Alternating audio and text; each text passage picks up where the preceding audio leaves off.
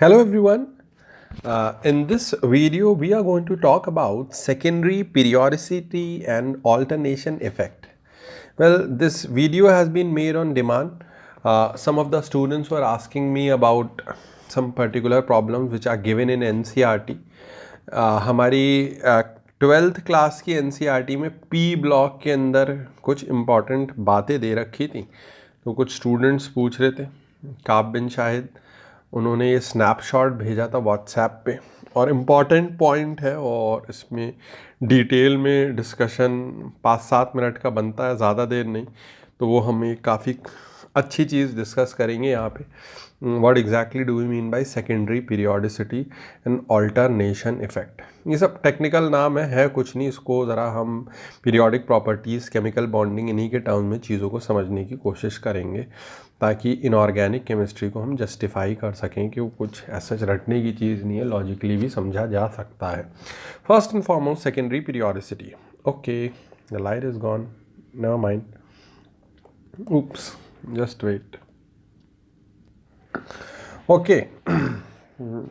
So first and foremost secondary periodicity, देखिए the variation trend of different properties like ionization energy, atomic and ionic radius, electron affinity in a group में बात कर रहा हूँ ऊपर से नीचे तक, do not occur smoothly, especially for immediate post transition elements of group 13, 14, 15, 16, 17। ठीक, यानी ये देखिए, ग्रुप 13 ये है, ग्रुप 14 ये है, 15 ये है, 16 ये है, 17 ये है। पोस्ट ट्रांजिशन एलिमेंट हमारे ये हैं, यानी ये फोर्थ ग्रुप है, फोर्थ ग्रुप। ठीक, स्कैंडियम यानी 3D ट्रांजिशन सीरीज पहली बार, याद करिए, फोर्थ ग्रुप में ट्रांजिशन सीरीज आई है, यानी 3D सीरीज पहली बार आई है आपके फोर्थ ग्रुप के अंदर। फिर तो 5D भी आएगी, 6D भी आएगी, बट 3D सीरीज पहली बार आई है। और इसके बाद में gallium, germanium, arsenic, gallium, germanium, arsenic, selenium, bromine, ये सब हमारे फोर्थ ग्रुप के पी ब्लॉक एलिमेंट्स हैं। These are the p block elements of fourth group. तो यहाँ बात क्या कही जा रही है कि ये स्मूथ ग्रेडेशन नहीं है ऊपर से नीचे तक। ठीक, नॉन मोनोटोनस यानी लीनियर वेरिएशन नहीं है डिफरेंट प्रॉपर्टीज़ का, उसी को हम सेकेंडरी पीरियोडिसिटी बोल देंगे। चल रही थी पीरियोडिक टेबल, बीच में कुछ और भी आ गया फिर से। अब ये देखिए यहाँ ग्राफ बने हुए हैं इलेक्ट्रोनेगेटिविटी के। Carbon obviously second period, silicon third period, एकदम से जर्मेनियम फोर्थ पीरियड एकदम से उसकी इलेक्ट्रोनेगेटिविटी बढ़ जाती है। ठीक, फिर ऐसे ही रेडियाई अगर आप देखेंगे, कार्बन, सिलिकॉन, फिर जर्मेनियम का कोवेलेंट रेडियाई जितना बढ़ना चाहिए था उतना नहीं बढ़ता है। First and second ionization energy combined, this is very important, first and second ionization energy combined, carbon, silicon, ठीक, ऊपर से नीचे कम होती है, तो कार्बन से कम हो गई सिलिकॉन की, मगर जर्मेनियम की एकदम से बढ़ गई, first and second ionization energy बढ़ गई, कम नहीं हुई, उल्टा बढ़ गई है। ठीक, अब ये ऐसा क्यों हो रहा है? तो यानी वही देखिए, the sum of ionization energy, अगर मैं अभी जस्ट कार्बन, सिलिकॉन, जर्मेनियम के लिए बता रहा था, यानी ग्रुप 14 के लिए बता रहा था, ठीक, ग्रुप 14 एलिमेंट्स, तो उसमें जर्मेनियम की एकदम से सिलिकॉन से हल्की सी ज़्यादा ही है, कम नहीं है बल्कि हल्की सी ज़्यादा ही है। यानी जर्मेनियम और लेड के केस में भी ज़्यादा है। अब लेड का एक्चुअली में हमको पता है कि लैंथेनॉइड कॉन्ट्रैक्शन की वजह से होता है। सिमिलरली इलेक्ट्रोनेगेटिविटी भी जर्मेनियम की थोड़ी सी एकदम ज़्यादा है, यानी जर्मेनियम कार्बन से ज़्यादा मिलता जुलता है रादर देन सिलिकॉन और टिन से। देखिए, इलेक्ट्रोनेगेटिविटी की वैल्यू अगर हम देखें तो germanium is more closer to carbon rather than silicon और टिन। अब उसको एक्सप्लेन कैसे कर रहे हैं कि वो क्यों हो रहा है और फिर इसका किन प्रॉपर्टीज़ पे इम्पैक्ट पड़ रहा है, यही हम इस 5-7 मिनट के वीडियो के अंदर देखेंगे। ठीक, दीज आर एक्सप्लेन, दीज यानी ये प्रॉपर्टी का मतलब कि एकदम से यार क्यों स्पाइक आ रहा है, चाहे आयनाइजेशन एनर्जी हो, चाहे इलेक्ट्रॉन इलेक्ट्रोनेगेटिविटी हो, चाहे साइज भी उतना नहीं बढ़ा।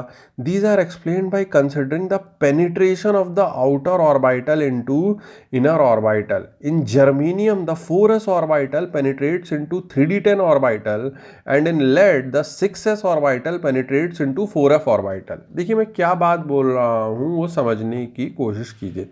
ये यहाँ पे सबसे इंपॉर्टेंट लाइन ये है, fourth period p block element.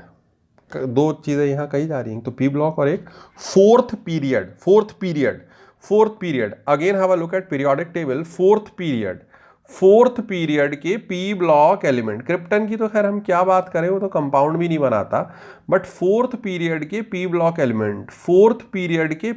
Element, gallium, germanium, arsenic, selenium, bromine. Fourth period p block element experiences the effect of scandide contraction, scandium के बाद वाले, जैसे लेंथेनॉइड कॉन्ट्रैक्शन होता था वैसी scandide contraction, 3d10 contraction because of first time filling of low screening sublevels D.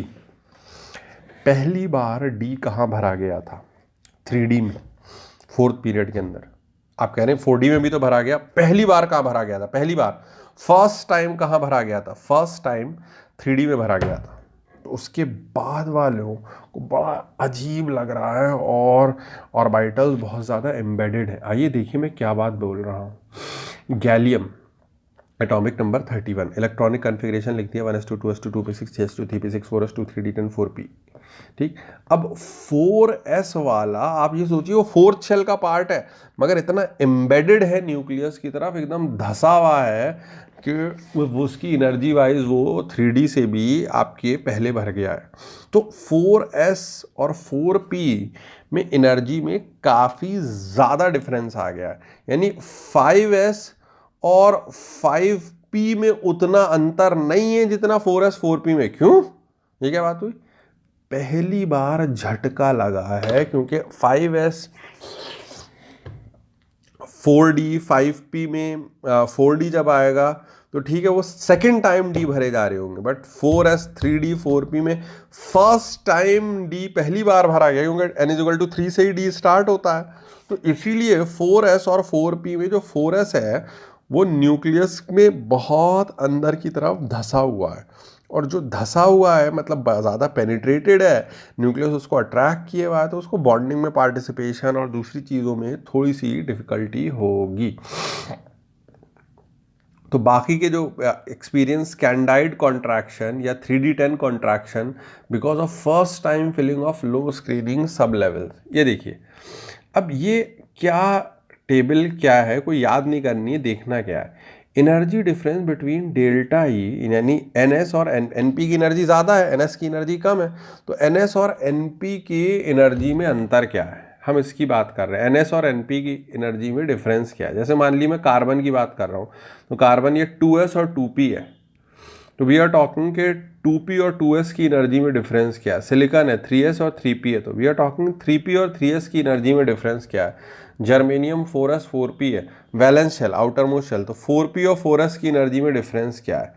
तो अगर हम ऐसे देखें, मान लीजिए ऊपर से नीचे आप देखिए कि कार्बन है 4s 4p, वो 2s 2p 2s की एनर्जी में डिफरेंस, सिलिकॉन है, जर्मेनियम में हल्की सी बढ़ गई एनर्जी डिफरेंस, तो कम होता है यार ऊपर से नीचे जाने में, क्योंकि कंसेक्यूटिव एनर्जी लेवल के बीच में अंतर कम होता जाता है। तो 4s 4p के बीच में, मतलब 2s 2p के बीच में जो डिफरेंस था 3s 3p में वो डिफरेंस कम हो गया, मगर 4s 4p में वो डिफरेंस बढ़ गया। क्यों बढ़ गया? उसका रीज़न ही यही है कि जर्मेनियम में वो डिफरेंस, ये देखिए यहाँ टेबल देखिए क्यों बढ़ रहा है। जर्मेनियम में वो कार्बन से कम हुआ सिलिकॉन में, मगर सिलिकॉन से जर्मेनियम में बढ़ गया। क्यों बढ़ गया? इसलिए बढ़ गया कि जर्मेनियम का जो 4s है वो बहुत ज़्यादा धसा हुआ है अंदर न्यूक्लियस की तरफ, बहुत ज़्यादा अट्रैक्टिव है। 3d में इलेक्ट्रॉन्स भरे गए, उनके करस्पॉन्डिंग न्यूक्लियस में प्रोटॉन भरे गए। ठीक, फिर आपके 4s is very much attracted towards the nucleus. अब इसकी वजह से जो फोर्थ पीरियड में जो भी हैं, यानी gallium, germanium, arsenic, selenium, bromine, इनके जो 4s इलेक्ट्रॉन्स हैं वो बहुत ज़्यादा न्यूक्लियस की तरफ अट्रैक्टेड हैं। ये कोर रीज़न है। ये देखिए, अगर मैं अब यहाँ पर वेरिएशन, पहले तो मैं अलोंग अ पीरियड की बात करूँ, वो ऑल्दो हमारे एनसीईआरटी में नहीं दे रखा है, मगर कॉमन सेंस की बात है कि अलोंग अ पीरियड बात करूँ मैं, along a period, let us से थर्ड पीरियड की बात कर रहे हैं हम कि एल्यूमिनियम है, सिलिकॉन है, फॉस्फोरस है, सल्फर है, क्लोरीन है। तो अलोंग अ पीरियड अगर हम left to right along a period move कर रहे हैं तो देखिए, जो if you are talking about say third period, तो 3p3s के बीच में एनर्जी डिफरेंस जो है वो बढ़ता जा रहा है। एल्यूमिनियम से ज़्यादा सिलिकॉन, से ज़्यादा फॉस्फोरस, से ज़्यादा सल्फर, से ज़्यादा क्लोरीन, वो एक एक्सपेक्टेड वो भी था कि इफेक्टिव न्यूक्लियर चार्ज बढ़ रहा है, वो एस ऑर्बिटल्स को अपनी तरफ ज़्यादा पुल कर रहे हैं, तो इसलिए अब एस और पी के बीच में एनर्जी डिफरेंस बढ़ता चला आ रहा है, एस ज़्यादा एम्बेडेड होते चले आ रहे हैं न्यूक्लियस की तरफ। तो वो एक अंडरस्टूड सी बात है। तो अलोंग अ पीरियड डेल्टा यानी एस और पी के बीच में डिफरेंस जो है वो इंक्रीज करता है ग्रेजुअली मोनोटोनिक फैशन में, जैसे जैसे कि एटॉमिक नंबर बढ़ रहा होता है। और इसीलिए फॉर द लेट मेंबर यानी बाद वाले जो हैं, बाद वाले इन अ सेंस कि अगर से लेटेस्ट से मैं थर्ड पीरियड में कंपेयर कर रहा हूँ तो सल्फर हुआ, क्लोरीन हुआ, ये बाद वाले हैं, और सिलिकॉन हुआ, फॉस्फोरस हुआ, एल्यूमिनियम हुआ, ये पहले वाले हैं। Energy of ns electron decreases, क्योंकि एनएस वाला न्यूक्लियस की तरफ तभी तो एनर्जी डिफरेंस बढ़ रहा है। एनएस और एनपी में क्या है, एनपी एनएस की एनर्जी कम होती चली जा रही है एज कंपेयर टू एनपी के, तो एनर्जी डिफरेंस क्या होता जा रहा है, बढ़ता जा रहा है, क्योंकि ns electron gets more and more attracted towards the nucleus, और इसीलिए its non bonding property gradually increases. Non bonding यानी बॉन्डिंग में पार्टिसिपेट नहीं करना। अब आप याद करिए, इसको कोरिलेट कीजिए, ये मैच्योर ऑडियंस के लिए मैं बात बोल रहा हूँ, एसपी मिक्सिंग। याद करिए, एसपी मिक्सिंग, केमिकल बॉन्डिंग में हम एसपी मिक्सिंग पढ़ते हैं, जेई एडवांस लेवल के, एनसीईआरटी में भी दे रखा है। तो हम बोलते हैं कि ऑक्सीजन में और फ्लोरीन में एसपी मिक्सिंग नहीं होती। क्यों नहीं होती? क्योंकि S R very much embedded towards the nucleus, क्योंकि एस और पी में एनर्जी डिफरेंस आप यहाँ पे देखिए कितना ज़्यादा है, 15 इलेक्ट्रॉन वोल्ट का, मगर कार्बन और नाइट्रोजन में ये एनर्जी डिफरेंस कम है। और क्योंकि एनर्जी डिफरेंस कम है तो एस और पी दोनों इन्वॉल्व रहते हैं, और वहाँ कार्बन में, नाइट्रोजन में, इवन बोरॉन में एसपी मिक्सिंग होती है, मगर ऑक्सीजन में, फ्लोरीन में, या अगर नियॉन का भी कॉन्फ़िगरेशन लिखते हैं तो वहाँ एसपी मिक्सिंग नहीं होती है। एसपी मिक्सिंग न होने का कारण ही है कि एस बहुत ज़्यादा धसा हुआ है टुवर्ड्स द न्यूक्लियस, और ये बात नोटबुक में भी लिखवाई हुई है कि एसपी मिक्सिंग नहीं होती in case of oxygen and fluorine, और एसपी मिक्सिंग होती है in case of carbon, nitrogen and boron. But anyways, इतनी थ्योरेटिकल चीज़ का हमें अपना एग्जैक्टली फ़ायदा देखना है कि भैया एग्ज़ाम में क्या है फ़ायदा, ये बताओ, जेई में क्या फ़ायदा है ये बताओ, नीट में क्या फ़ायदा है ये बताओ। In other word, the probability of ns electron to act as the valence electron chemical bonding formation gradually decreases as we move from left to right in a period. यानी left to right silicon, phosphorus, ठीक, उसके भी बाद में sulphur, chlorine, left to right move करेंगे तो इनके NS electrons अंदर धंसते चले जाएंगे, और ये उछाल के पार्टिसिपेट करने की इनकी टेंडेंसी कम हो जाएगी। तो शुरुआत में जो एनएस ऑर्बिटल्स हैं वो उछाले जा सकते हैं, मगर बाद में जो है वो जो डीपली सीटेड यानी ज़्यादा अट्रैक्टेड है टुवर्ड्स द न्यूक्लियस, वो उनको उछाल के बॉन्ड बनाना एनर्जेटिकली उतना फेवरेबल नहीं है। ये देखिए, ये मैं ऑक्सो एनाइज या इनके ऑक्साइड देख रहा हूँ, SiO4 4 minus, PO4 3 minus, SO4 2 minus, ClO4 minus. तो इसमें सबसे ज़्यादा स्टेबल कौन है? सिलिकेट्स, SiO4 4 माइनस, फिर फॉस्फेट्स, फिर सल्फेट, और फिर क्लोरेट। क्यों? सब थर्ड ग्रुप के हैं। सिलिकॉन्स को बनाना है भाई, SiO4 4 माइनस में आप खुद सोचिए कि सिलिकॉन टेट्रावेलेंट है। सिलिकॉन का कॉन्फ़िगरेशन था 3s2 3px1 3py1, यानी सिलिकॉन से एक इलेक्ट्रॉन उछाल के 3s से 3p में भेजना था। ClO4 4 माइनस में क्लोरीन ने 7 बॉन्ड बना रखे, तो क्लोरीन से भी S वाला इलेक्ट्रॉन उछाल के ऊपर भेजना था, या P वाले इलेक्ट्रॉन को उछाल के आगे भेजना था D में। बट जब न्यूक्लियस की तरफ ये एम्बेडेड ज़्यादा हो गए हैं तो उनको उछालना अब क्या हो गया है, मुश्किल हो गया है, डिफ़िकल्ट हो गया है। तो यही फिर इनकी स्टेबिलिटी में भी नज़र आ रहा है। ये सिलिकेट ज़्यादा स्टेबल है, फिर फॉस्फेट, फिर सल्फेट, फिर क्लोरेट। ठीक, तो वही बात है, to show the highest possible valence state ns और एनपी इलेक्ट्रॉन को पार्टिसिपेट करना पड़ेगा बॉन्डिंग में, उछाल के एक्साइट होना पड़ेगा। तो जो न्यूक्लियस की तरफ ज़्यादा अट्रैक्टेड है उसको उछाल के एक्साइट करने में एनर्जी भी क्या देनी पड़ेगी, ज़्यादा देनी पड़ेगी। दूसरी जनरल बात ये कह दी है कि भाई उछलने के बाद भी हर किसी के साथ बॉन्ड नहीं बनाएंगे, बॉन्ड बनाने के लिए कोई तगड़ा वाला होना चाहिए, फ्लोरीन, फ्लोराइड, ऑक्साइड, ताकि वो कम से कम इनकी अच्छी पैसा वसूली करवाएगा जो कि एक्साइटेशन में गई होगी एनर्जी। ये तो बात हो गई अक्रॉस हॉरिजॉन्टल पीरियड। अब अगर आइए हम मुद्दे की बात करें अक्रॉस वर्टिकल ग्रुप, ऊपर से नीचे अगर मैं देखना चाहूँ तो ये देखिए, खास करके फोर्थ पीरियड में एकदम से मुझे स्पाइक देखने को मिल रहा है, ज़्यादा वैल्यू देखने को मिल रही है। ये देखिए, अब हम अपनी मुद्दे की बात करते हैं। वेरिएशन ऑफ डेल्टा ई यानी एनपीएनएस के बीच में डिफरेंस इन अ ग्रुप, और वही सेकेंडरी पीरियोडिसिटी और ऑल्टरनेशन इफेक्ट। देखिए, ऑल्टरनेशन का मतलब क्या है कि एक ही चीज़ का दो बार रिपीट होना, ऑल्टरनेशन। तो वो रिपीट हो रही है, एक बार फोर्थ ग्रुप में रिपीट हो रही है, एक बार सिक्स्थ ग्रुप में रिपीट हो रही है। फोर्थ ग्रुप में स्कैंडाइड कॉन्ट्रैक्शन की वजह से, सिक्स्थ ग्रुप में लैंथेनॉइड कॉन्ट्रैक्शन की वजह से। तो इसलिए ऑल्टरनेट का मतलब क्या होता है, एक छोड़ के एक, तो उसी को हम ऑल्टरनेशन इफेक्ट भी बोल रहे हैं। इन अ ग्रुप, फिर से अब ये देखिए, हॉरिजॉन्टल पीरियड में तो मोनोटोनिक फैशन में वो इंक्रीज कर रहा था, मगर ऊपर से नीचे जाएंगे, in a group delta E does not vary in a monotonic fashion with the increase in atomic number. It is evident that there is a hike in delta E value for fourth and sixth period element. Fourth में स्कैंडाइड की वजह से 3D पहली बार भरा गया, sixth में lanthanoid की वजह से 4F पहली बार, F आता ही पहली बार 4F में, D आता ही पहली बार 3D में। That is why stability of highest possible oxidation state or valence state is relatively decreased for fourth and sixth period element. Sixth के बारे में तो हमको मालूम है कि लैंथेनॉइड की वजह से वैसा हो रहा है, मगर फोर्थ के बारे में पब्लिक नहीं सोचती है।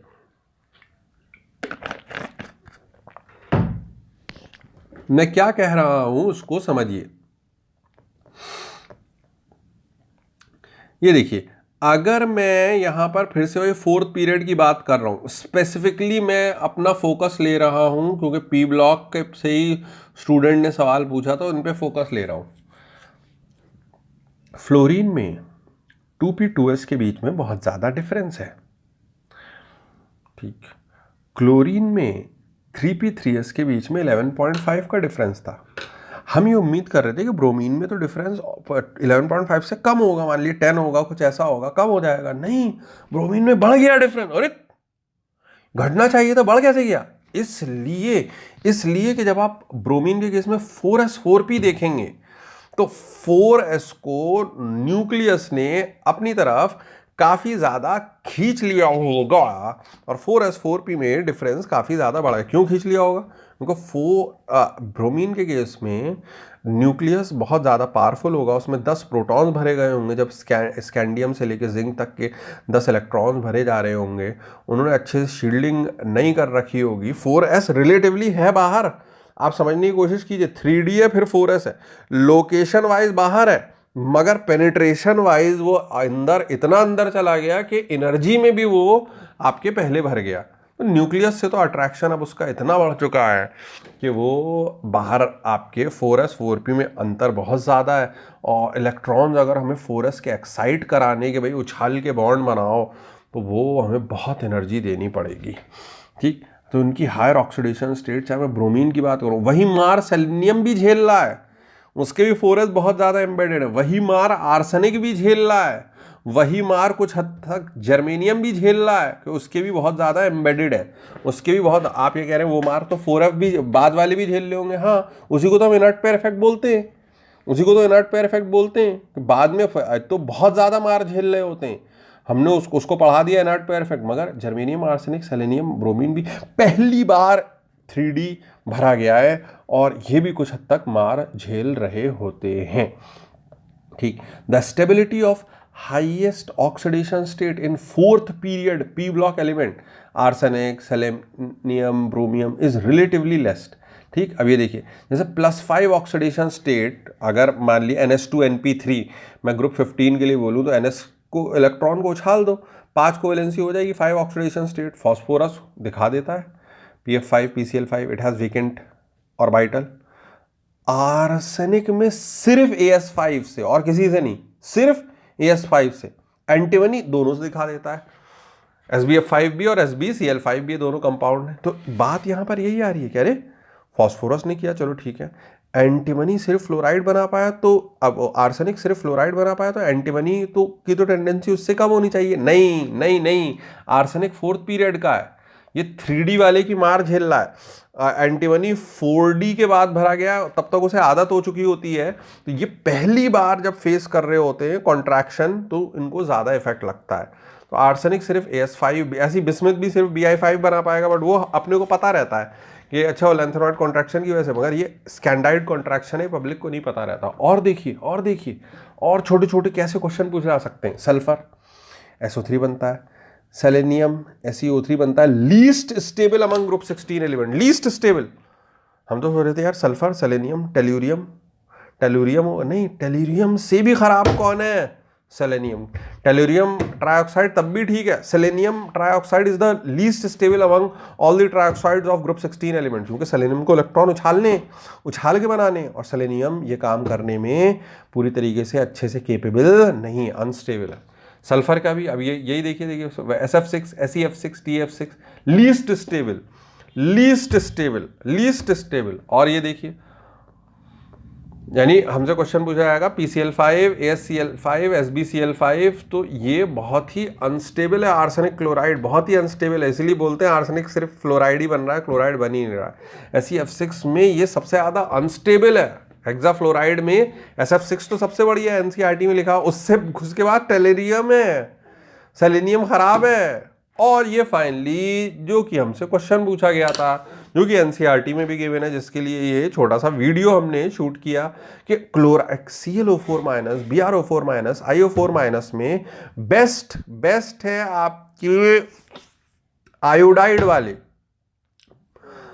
परऑक्सी एसिड्स, फिर क्लोराइड और फिर ब्रोमाइड।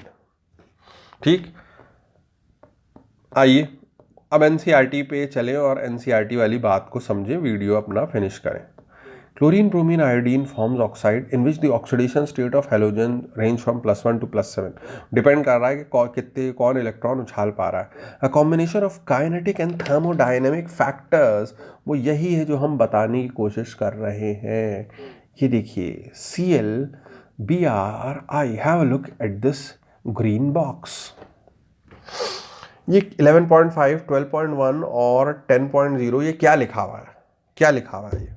ये क्या है? ये इलेक्ट्रॉन वोल्ट में NP/NS बाहरी वाले शेल की वैल्यू है, यानी कि क्लोरीन के लिए ये 3p और 3s के अंतर वाली वैल्यू है, ब्रोमीन के लिए ये 4p 4s के डिफरेंस वाली वैल्यू है, आयोडीन के लिए ये 5p 5s वाले डिफरेंस वाली वैल्यू है।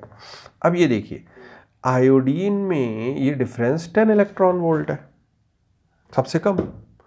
क्लोरीन में 11.5 है। हम तो ये उम्मीद कर रहे थे क्लोरीन से भी कम ब्रोमीन में होगा, ब्रोमीन से भी कम आयोडीन में होगा ना, मगर स्कैंडाइड कॉन्ट्रैक्शन की वजह से ब्रोमीन की लुटिया डूब गई। आप कह रहे हैं एस्टेटीन की भी डूब गई, भैया एस्टेटीन की तो डूबनी थी यार, वो तो बहुत मार खा रहा है, लैंथेनॉइड कॉन्ट्रैक्शन की मार खा रहा है वो, उसकी तो और भी ज़्यादा डूबनी थी, मगर वो हमारे लिए उतना वो नहीं है, क्योंकि हम लैंथेनॉइड कॉन्ट्रैक्शन देख चुके हैं, इनर्ट पेयर इफेक्ट देख चुके हैं, बट ब्रोमीन बीच में पड़ रहा है। इसको समझना कि यार 11.5 से कम होना चाहिए, ये बढ़ कैसे गया भाई, 12.1 बढ़ कैसे गया? क्योंकि बढ़ने के कॉन्सिक्वेंसेस क्या है कि इसके केस में NS इलेक्ट्रॉन को उछालना सबसे ज़्यादा एनर्जी देनी पड़ेगी। क्लोरीन, ब्रोमीन, आयोडीन में NS इलेक्ट्रॉन को उछाल के बॉन्ड बनवाने में सबसे ज़्यादा एनर्जी किसमें देनी पड़ेगी? ब्रोमीन में। तो सबसे ज़्यादा खर्चा कहाँ आने वाला है? ब्रोमीन में। तो यानी ब्रोमीन की ऑक्साइड्स सबसे ज़्यादा, अगर हायर ऑक्सीडेशन स्टेट वाली, सबसे ज़्यादा अनस्टेबल होंगी। वही तो NCERT कह रही है कि सबसे ज़्यादा अनस्टेबल क्यों है और कैसे, वही हमने समझाया। ठीक। तो decreasing order of stability of oxides form by halogen, ये देखिए अब हम समझ सकते हैं इस बात को। आयोडीन, क्लोरीन, ब्रोमीन, ओहो now I got this. Iodine के केस में एनर्जी डिफरेंस कितना है, सिर्फ 10 का। ब्रोमीन के केस में लोग अगर ये होता तब भी समझ में आता, अच्छा आयोडीन फिर ब्रोमीन, क्लोरीन, ब्रोमीन की सबसे लीस्ट स्टेबल है क्योंकि एनर्जी डिफरेंस सबसे ज्यादा है। स्कैंडाइड कॉन्ट्रैक्शन की वजह से उसके 4s धसे पड़े न्यूक्लियस में। आप कह रहे हैं आयोडीन में नहीं धसे पड़े होंगे 5s, भैया वो आयोडीन के केस में 4d आ रहा है, वो सेकंड टाइम आ रहा है, ठीक। मगर 3d फर्स्ट टाइम आया था तो वो झटका झेल नहीं पाए थे। तो फर्स्ट टाइम जब ग्रुप इंट्रोड्यूस हो रहा है, नया शेल सब शेल इंट्रोड्यूस्ड हो रहा है, तो उसके बाद इम्पैक्ट बहुत ज़्यादा क्रिएट हो रहा है। Decreasing order of stability of oxides form by halogen ICl-Br, क्योंकि आयोडीन में डिफरेंस कम है, इलेक्ट्रॉन उछालना आसान है, और ब्रोमीन में एनर्जी डिफरेंस सबसे ज़्यादा है, इलेक्ट्रॉन उछालना सबसे मुश्किल है। तो यानी stability of oxides ICl-Br, higher stability of oxide यानी आयोडीन की ऑक्साइड्स सबसे ज़्यादा स्टेबल होंगी। उन्होंने रीज़न पोलराइजेबिलिटी और क्लोरीन के केस में मल्टीपल बॉन्ड फॉर्मेशन है, बट रियल रीज़न यही है कि NH से NP का इलेक्ट्रॉन उछालना ब्रोमीन में सबसे ज़्यादा मुश्किल है।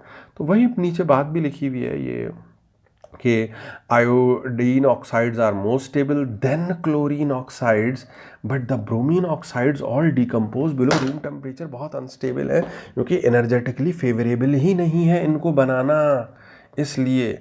तो ये इस टाइप के हमसे क्वेश्चन अगर पूछे जाएंगे तो इतने NCERT का स्नैपशॉट है, आप देख सकते हैं, बच्चे ने सवाल पूछा हुआ था and that inspired me to shoot this video.